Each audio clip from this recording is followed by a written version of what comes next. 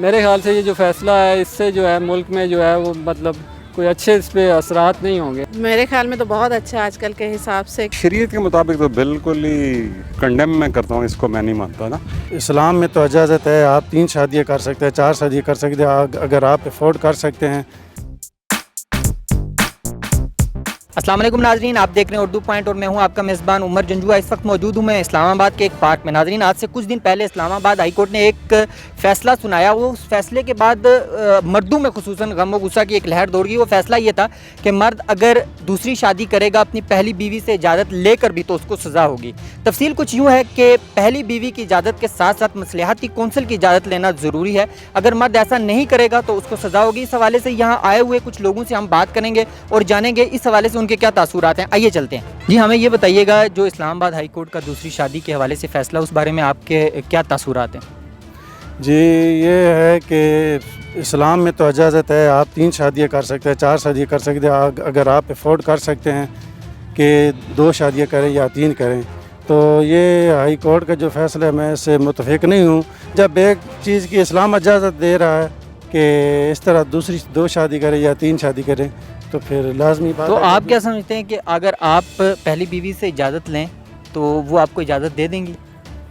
جی کیوں نہیں، یہ اجازت اس کو دینی چاہیے. جب اس کی ہر چیز جو ہے وہ اس کی میں برداشت کر رہا ہوں، اس کو دے رہا ہوں، چیڑا کپڑا روٹی وغیرہ، تو پھر اس میں کوئی مشکل نہیں. اچھا، آپ کی زندگی میں ایسا موقع ہے جی کہ آپ دوسری تیسری شادی کی طرف بڑھیں تو آپ کریں گے؟ جی ماشاءاللہ میں نے ابھی دوسری شادی کی ہوئی ہے.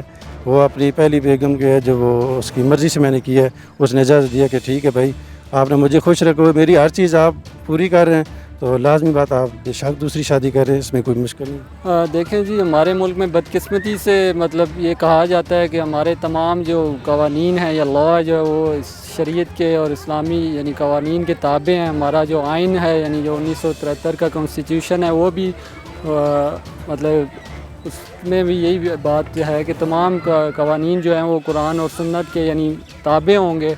لیکن بدقسمتی سے یعنی ابھی جو یہ فیصلہ آیا ہے، میں اس پہ اتنا ہی کہوں گا کہ معزز جج صاحبان نے یعنی یا تو شریعت سے وہ واقف نہیں ہے یا مطلب انہوں نے بیرونی یا کسی مغربی دباؤ پہ یہ فیصلہ دیا ہے. کیونکہ یہ مطلب مغرب میں پولی گیمی کو جو ڈسکریج کیا جاتا ہے اور بلکہ اس سے مطلب زنا کو پروموٹ کیا جاتا ہے.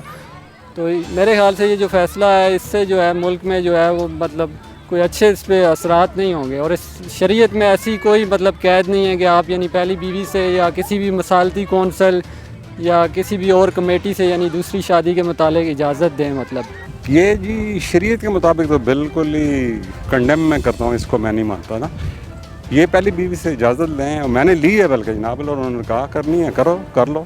میں نے کہا ٹھیک ہے. آپ نے کی دوسری شادی؟ نہیں، میں ارادہ ہے میں کروں گا، انشاءاللہ کروں گا. میں بڑا تنگ ہوا ہوں جی، میں کروں گا.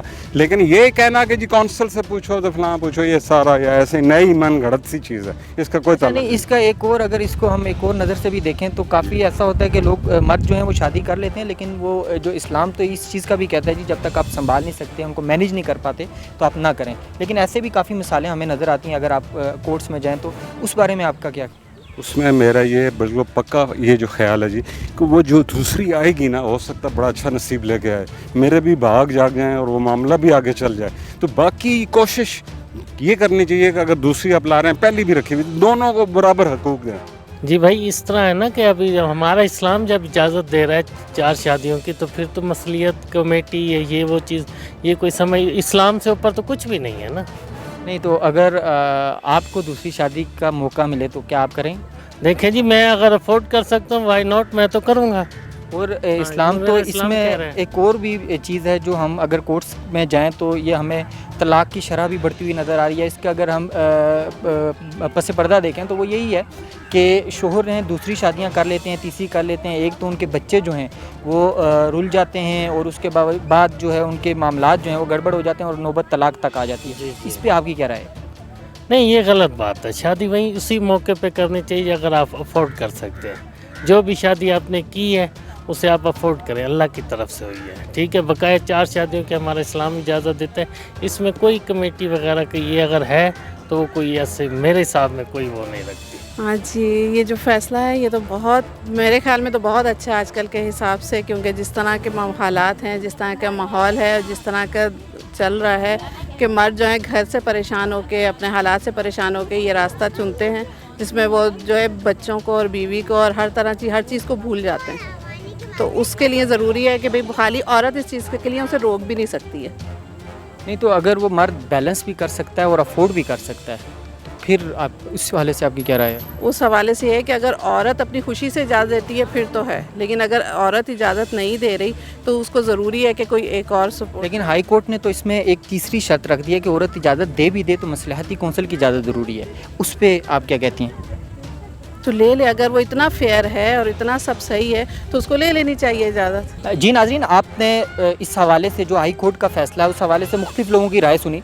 काफ़ी लोगों का ये कहना है, खुसूसन मर्दों का, कि ये फ़ैसला जो है गलत है, इसको रिव्यू करना चाहिए। और ख़वातीन तो इस फ़ैसले की सताइश कर रही हैं। ख़वातीन कह रही हैं ये फ़ैसला बिल्कुल ठीक है। उमर जंजुआ को दीजिए इजाज़त और देखते रहिए उर्दू पॉइंट।